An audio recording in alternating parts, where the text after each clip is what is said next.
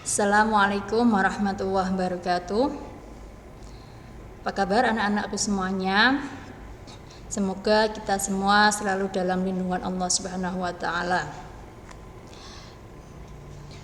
Baik, saya di sini selaku guru pengampu sejarah minat untuk kelas 12.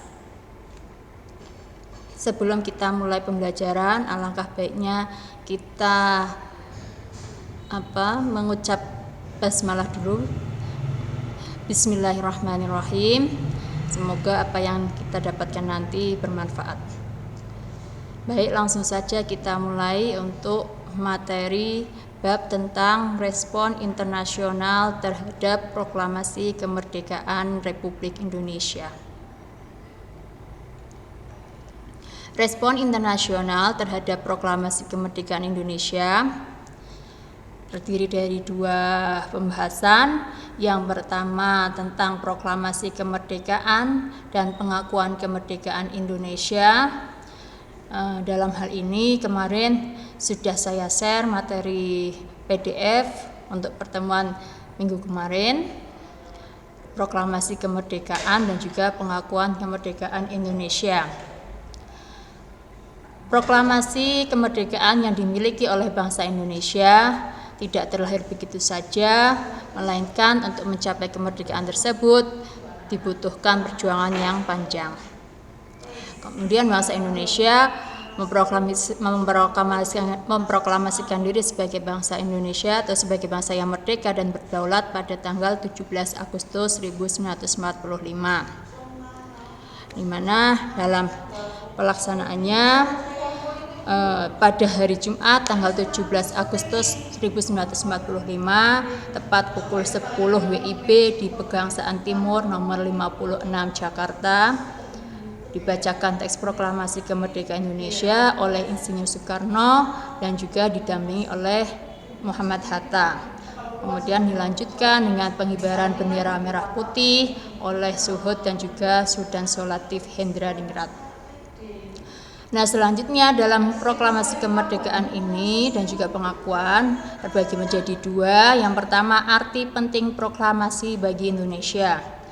Nah, di sini proklamasi yang diserukan tanggal 17 Agustus 1945 memiliki makna yang sangat penting bagi bangsa Indonesia. Di antaranya yang pertama sebagai pernyataan bangsa Indonesia bahwa bangsa Indonesia telah merdeka terbebas dari penjajahan. Terus makna selanjutnya yang kedua sebagai jembatan emas untuk melaksanakan pembangunan, di mana jembatan ini dimaksudkan jembatan untuk memajukan rakyatnya dan juga jembatan untuk menuju kemajuan. Terus yang kedua pentingnya pengakuan kemerdekaan oleh negara lain. Nah, dalam hal ini pengakuan kemerdekaan ada dua, pengakuan de facto, secara de facto dan juga de jure. Yang pertama, pengakuan secara de facto merupakan pengakuan yang diberikan oleh suatu negara kepada negara lain yang telah memenuhi unsur negara. Nah, unsur negara itu seperti adanya pemimpin, rakyat, dan juga wilayahnya. Terus yang kedua, pengakuan secara de jure. Jadi ada dua pengakuan secara de facto dan juga de jure. Untuk yang de jure, pengakuan de jure merupakan pengakuan terhadap suatu negara secara resmi berdasarkan hukum dengan segala konsekuensi atau juga segala pengakuan secara internasional. Terus selanjutnya yang nantinya akan kita bahas tentang respon negara-negara di dunia terhadap kemerdekaan Indonesia. Respon di negara dunia ini terbagi menjadi tiga. Yang pertama, negara-negara yang mendukung proklamasi kemerdekaan Indonesia. Ada negara Mesir, kemudian ada India, dan juga ada Australia. Kemudian selanjutnya dukungan PBB terhadap kemerdekaan Indonesia. Dan yang terakhir sikap Belanda terhadap kemerdekaan Indonesia. Baik, langsung saja. Untuk yang pertama yang akan kita bahas dari pengakuan Mesir terhadap kemerdekaan negara Indonesia.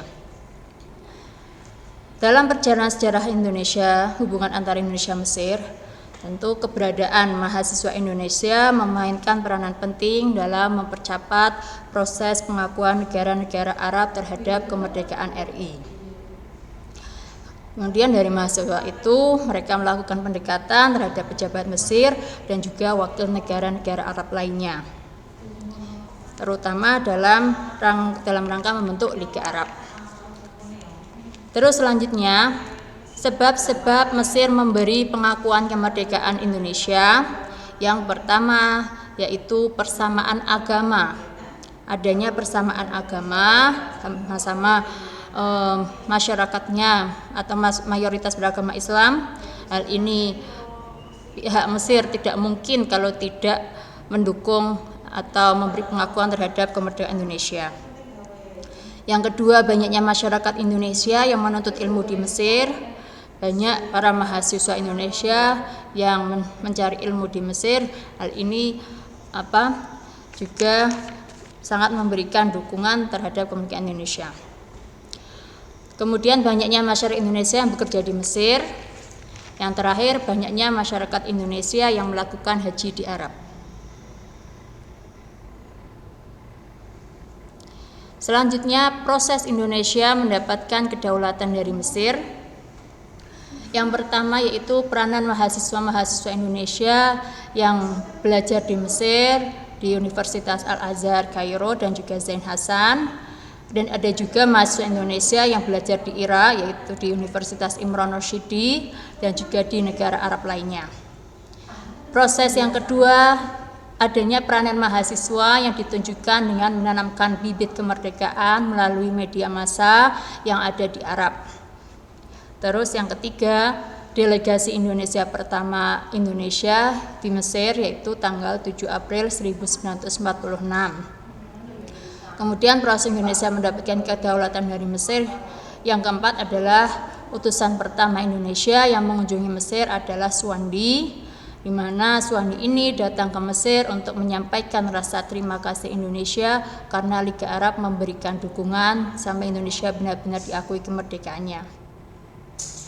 Selanjutnya adanya pembentukan panitia pusat sebagai wakil Indonesia dari luar negeri. Panitia pusat ini yang diketuai oleh Haji Agus Salim mempunyai peranan sangat penting dalam upaya diplomasi supaya Indonesia atau supaya kemerdekaan Indonesia bisa diakui. Haji Agus Salim kemudian gencar memperkenalkan Indonesia ke luar negeri. Dari Kairo, Haji Agus Salim meneruskan misinya ke Suriah, kemudian ke Transjordania, ke Irak dan Lebanon, untuk mengenalkan Indonesia ke negara Arab dan juga Yaman, kemudian dilanjutkan oleh Haji Rashidi. Peranan proses yang selanjutnya itu kunjungan yang dilakukan oleh Sultan Syahrir dan Soekarno ke Mesir. Kunjungan ini merupakan penghargaan dan ucapan terima kasih Indonesia kepada Mesir yang sudah mendorong negara-negara di Arab untuk membantu perjuangan Indonesia dalam mencapai kemerdekaan. Selanjutnya, peran Mesir dalam mendukung kemerdekaan Republik Indonesia. Yang pertama yaitu adanya peran dari organisasi Al-Ikhwanul Muslimin. Organisasi ini dipimpin oleh Syekh Hasan Al-Banna. Terus yang kedua, aksi pemuda Mesir yang berdemo di Kedutaan Besar Belanda di Kairo. Mereka melakukan demo.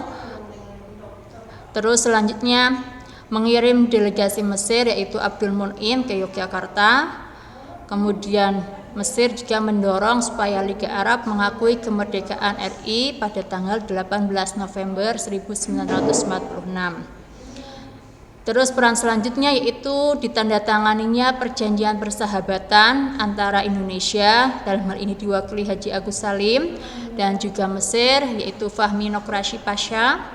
Ini terjadi pada tanggal 10 Juni 1947. Selanjutnya, Menteri Luar Negeri Mesir di bawah Kabinet Ahmad Kasyabah Pasha mengirimkan nota resmi ke Belanda yang isinya permintaan dari Mesir supaya Belanda bersedia menghentikan aksinya di Indonesia. Terus selanjutnya yaitu peran Mesir dalam mendukung kemerdekaan. adanya aksi pemboikotan oleh para buruh di pelabuhan Port Said dan juga terusan Suez terhadap kapal-kapal Belanda, dan adanya rapat umum oleh organisasi dan juga partai politik di Mesir. Dalam rapat tersebut juga dihadiri Presiden Habib Bourguiba dari Tunisia dan juga pemimpin Maroko Allal Al-Fassi.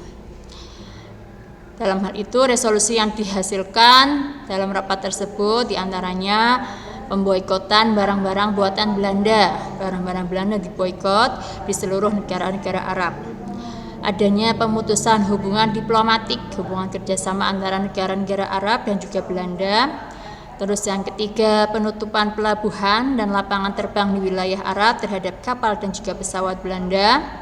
Kemudian adanya pembentukan perangkatan kesehatan untuk menolong korban agresi Belanda. Nah, ini gambar tepatnya pada tanggal 10 Juni 1947, di mana Haji Agus Salim selaku Ketua Delegasi Indonesia dan juga Mahmud Fahmi Nokrashi Pasha merangkap sebagai Menteri Luar Negeri Mesir. Beliau menandatangani perjanjian persahabatan dan juga adanya hubungan diplomatik dan konsuler serta perniagaan hubungan dagang antara Indonesia dan juga Mesir.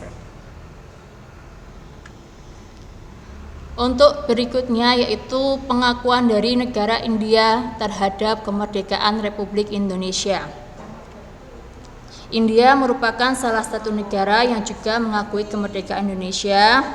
Hal ini dikarenakan bangsa Indonesia adalah bangsa Indonesia dan bangsa India sama-sama sebagai negara yang pernah dijajah oleh bangsa asing. Yang pertama yang kita bahas yaitu tentang sebab-sebab India memberi pengakuan kemerdekaan Indonesia. Yang pertama adanya persamaan kebudayaan Hindu-Buddha, Indonesia dan India sama-sama adanya pengaruh Hindu-Buddha, agama Hindu-Buddha. Kemudian yang kedua persamaan senasib, yaitu sama-sama pernah dijajah atau sama-sama ingin merdeka. Kemudian hubungan dekat antara pemimpin negara, di mana dari India ada Jawaharlal Nehru dan juga Muhammad Hatta yang terjadi pada Februari 1927.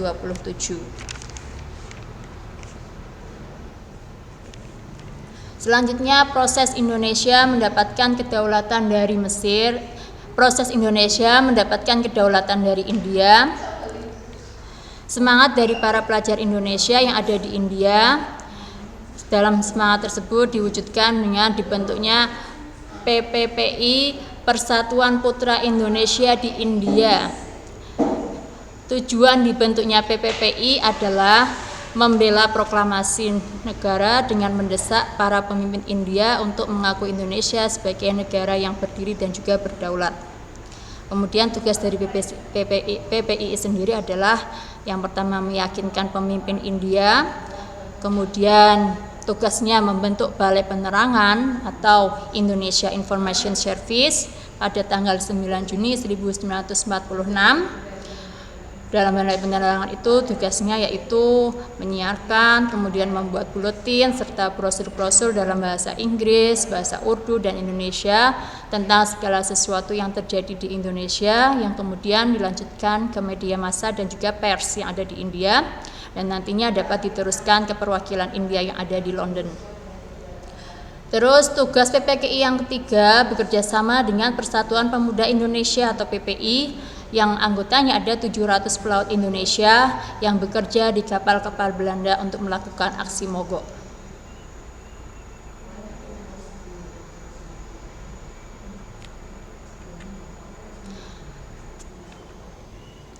Proses Indonesia mendapatkan kedaulatan selanjutnya yaitu diplomasi Sultan Syahrir. Adanya diplomasi Sultan Syahrir.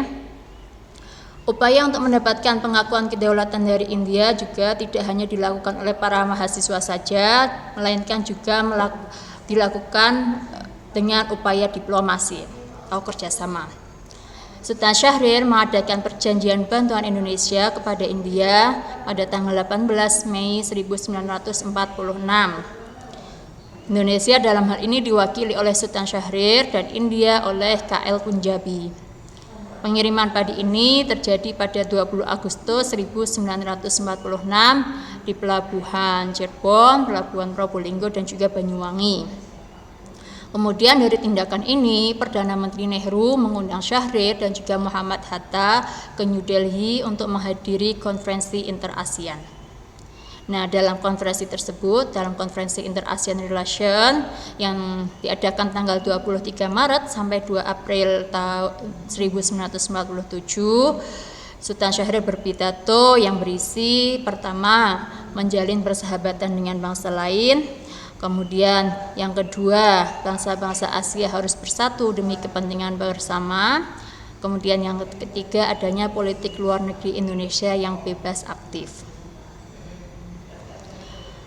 Kemudian proses Indonesia mendapatkan kedaulatan dari India selanjutnya yaitu adanya diplomasi Muhammad Hatta. Muhammad Hatta bertemu dengan Perdana Menteri Nehru, Jawaharlal Nehru, untuk meminta bantuan senjata, tetapi keinginan ini tidak bisa dikabulkan oleh Perdana Menteri Nehru karena persenjataan di India dipegang oleh Inggris. Selanjutnya, peran India dalam mendukung kemerdekaan Republik Indonesia. Adapun peranan India dalam mendukung kemerdekaan Indonesia diantaranya yang pertama yaitu mengirim obat-obatan ke Indonesia. Tindakan balasan ini atas bantuan Indonesia yang dulu telah mengirim 500.000 ton padi ke India. Kemudian tanggal 31 Juli 1947, India dan juga Australia mengajukan masalah Indonesia-Belanda ke Dewan Keamanan PBB.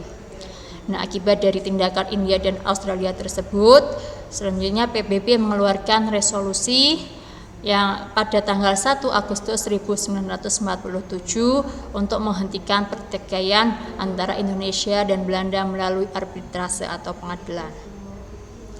Terus yang ketiga yaitu perannya diadakannya konferensi Asia di New Delhi yang terjadi tanggal 20 sampai 25 Januari 1949. Dalam hal ini dihadiri oleh negara-negara Asia seperti Pakistan, Afghanistan, Lebanon, Suriah, Saudi Arabia, Filipina, India, Myanmar, Yaman, dan Irak.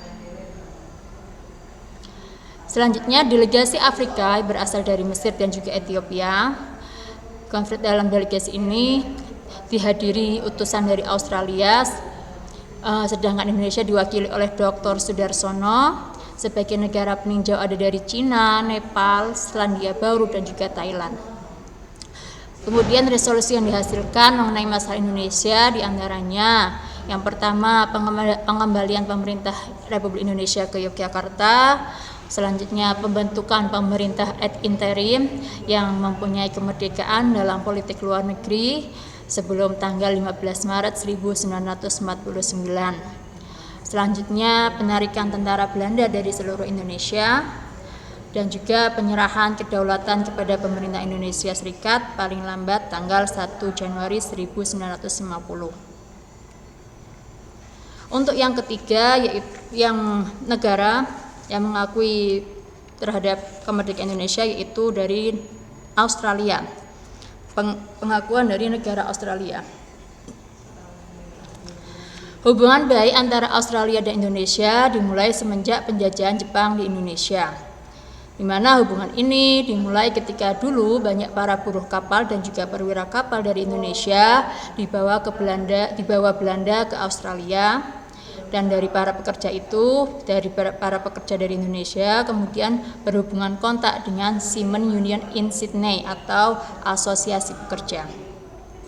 Asosiasi tersebut terkejut melihat diskriminasi yang terjadi antara buruh kapal dan juga perwira kapal, di mana dalam asosiasi tersebut memberitahukan pada pekerja Indonesia bahwa mereka bekerja di Australia yang juga dihormati hak-haknya sebagai pekerja serta memiliki hak untuk protes. Diskriminasi yang terjadi diantaranya yang pertama adanya buruh kapal yang bekerja di lingkungan yang jelek dan juga gajinya sangat minim sekali. Diskriminasi yang kedua, perwira kapal mendapatkan gaji yang layak seperti orang Eropa, di mana mereka juga kerjanya di lingkungan yang bagus. Terus sebab yang kedua, persamaan tujuan, yaitu sama-sama ingin menyingkirkan atau mengusir Jepang. Selanjutnya, proses Indonesia mendapatkan kedaulatan dari Australia.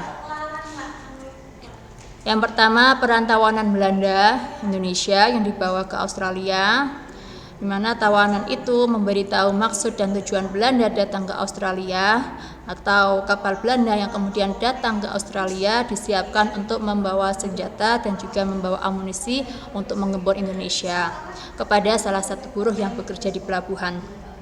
Kemudian laporan dari salah satu buruh tersebut nantinya akan diteruskan kepada Queensland Trade and Labour Council and Waterside Worker Federation atau WWF. Terus selanjutnya, adanya peristiwa Black Armada yang terjadi pada 24 September 1945. Peristiwa ini dimulai ketika buruh pelabuhan asal Indonesia yang ada di pemukiman Wolomolo yang mendengar kabar tentang berita proklamasi Indonesia. Kemudian dari informasi tersebut, salah seorang buruh di kapal Belanda bernama Tukliwon tanggal yang berusia 20 tahun menyampaikan kemerdekaan Indonesia pada rekan-rekannya sesama buruh dan juga berjanji akan memberikan dukungan. Terus selanjutnya, proses Indonesia mendapatkan kedaulatan dari Australia, adanya kunjungan Sultan Syahrir ke Australia tahun 1945. Kunjungan ini dilakukan karena Australia mendukung Indonesia dengan aksi pemboikotan yang dilakukan oleh buruh di Australia. Kemudian Sultan Syahrir juga berpidato kepada masyarakat Australia yang mengatakan bahwa Australia adalah teman. Sultan Syahrir juga mengatakan kesuksesan Australia yang memukul mundur Jepang di sejumlah wilayah di kawasan Pasifik dalam Perang Dunia Kedua. Kemudian adanya aksi pemboikotan terhadap 6 kapal Belanda yang ada di pelabuhan Brisbane yang terjadi pada tanggal 24 September 1945.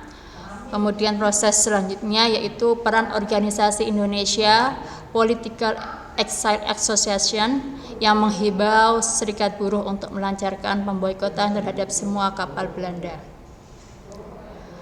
Terus adanya peran Chan Kim, Sentral Komite Indonesia Merdeka. Chan Kim ini adalah organisasi yang didirikan di Australia oleh para tokoh politik yang pernah diasingkan Belanda ke Digul. Adapun aksi yang dilakukan diantaranya, yang pertama aksi sebelum tahun 1945, di antara aksinya mereka turun ke jalan besar di Melbourne dengan berteriak "Long live the Republic of Indonesia". Aksi ini kemudian diikuti juga oleh tentara Australia. Aksi berikutnya yaitu aksi setelah tahun 1945, di mana anggota dari Chan Kim yaitu M. Bondan mendengar berita tentang Belanda yang melanggar perjanjian Linggarjati dan juga melakukan agresi militer pertama. Dan istri dari Bondan atau Molly yang merupakan seorang wanita Australia, mereka menulis ulang berita tersebut dalam bahasa Inggris dan kemudian memberikannya pada pers Australia. Berita tersebut akhirnya tersebar di Australia. Nah, akhirnya Australia membawa kasus Indonesia dan juga Belanda ke PBB. Untuk selanjutnya yaitu peranan Australia dalam mendukung kemerdekaan Indonesia. Yang pertama, inisiatif dari Partai Komunis Australia atau ACP dan juga pimpinan komunis dari Serikat Buruh Perairan Australia pada tanggal 20 September 1945 di seluruh pelabuhan Australia, di mana mereka melarang pemuatan atas semua kapal Belanda yang mau ke Indonesia. Terus peranan Australia yang kedua yaitu tanggal 26 September 1945, adanya Dewan Federasi yang memutuskan pemogokan menyeluruh terhadap semua kapal Belanda yang ada di Australia.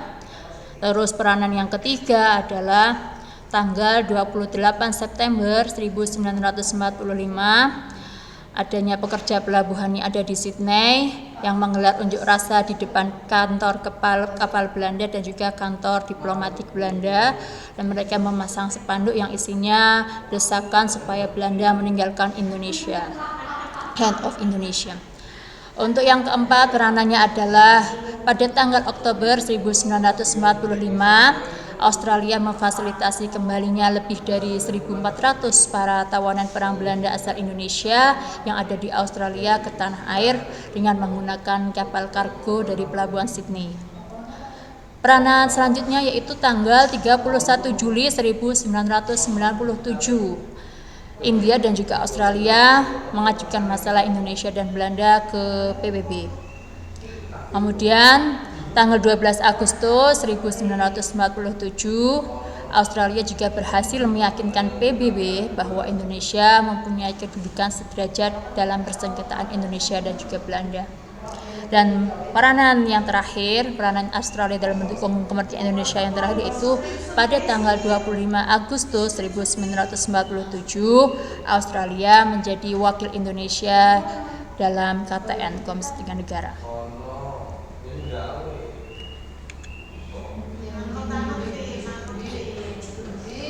Itu saja yang bisa saya sampaikan, kurang lebihnya mohon maaf. Kita bertemu di pertemuan berikutnya. Kurang lebihnya mohon maaf. Assalamualaikum warahmatullahi wabarakatuh.